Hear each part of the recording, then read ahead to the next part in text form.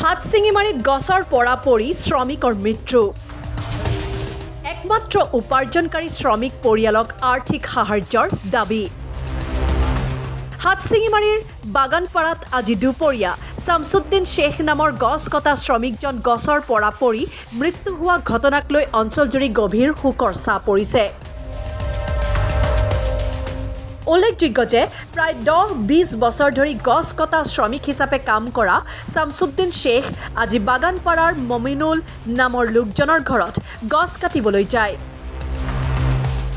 দুপৰীয়া প্ৰায় 12 বজাত শ্ৰমিকজন গছ ভাঙি গুৰুতৰভাৱে আঘাতপ্ৰাপ্ত হয়।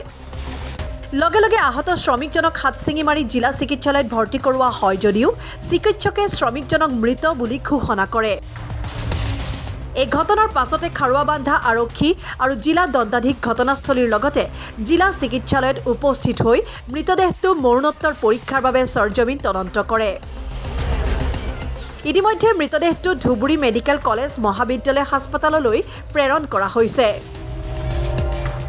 লক্ষণীয় যে পৰিয়ালৰ একমাত্ৰ উপাৰ্জনকাৰী গছ কটা শ্ৰমিকজনক কাম নিয়োজিত কৰা মমিনুলে শ্ৰমিকজনৰ পৰিয়ালক আৰ্থিক সহায় কৰিব লাগে বুলি বিজেপিৰ জিলা উপসভাপতি মনিৰুজ্জামান মনিয়ে দাবী তুলিছে। তেওঁৰ ফেমিলিত কেইবাজন সৰু সৰু বাচ্চা আছে। তেওঁৰ দিন হাজিৰা কৰি খোৱাই কৰ্ম আছিল, ইয়াৰ বাহিৰে একো কৰ্ম নাই। আজি এওঁলোকে ইঞ্চুৰেঞ্চ নথকাৰ কাৰণে আজি তেওঁলোকৰ পৰিয়ালত কোনো বডি ক্লেম নাপায়।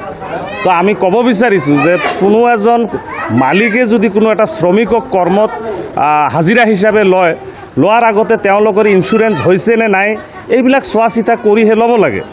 আজি যদি লোৱা নাই তেতিয়াহ'লে এই গছৰ মালিকজন যিজনে হাজিৰা লৈছে এই ব্যক্তিয়ে দায়ী, তেওঁক ইঞ্চুৰেঞ্চৰ ক্লেইমখিনি তেওঁ নিজে দিব লাগিব। আৰু এইটো ভাৰতীয় সংবিধানৰে কথা।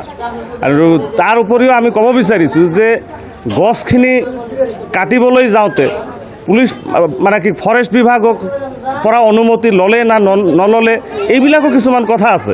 নিজৰ গছ হ'লে বুলি যে যধে মধে তেওঁ কাটিব পাৰিব এইটো নোৱাৰে। গতিকে ফৰেষ্ট বিভাগৰ পৰা যে অনুমতি লৈছে নে নাই সেইখিনিও ল'ব লাগে। এই ক্ষেত্ৰত আমি ক'ব বিচাৰিছোঁ যে উচিত তদন্ত হৈ এই ভুক্তভোগী পৰিয়ালৰ আৰ্থিকভাৱে বিহিত ব্যৱস্থা ল'ব লাগে। আৰু লগতে যদি ফৰেষ্ট বিভাগে পৰা পাৰ্মিশ্যন লোৱা নাই তেতিয়াহ'লে এওঁলোকক বিহিত ব্যৱস্থা ল'ব লাগে।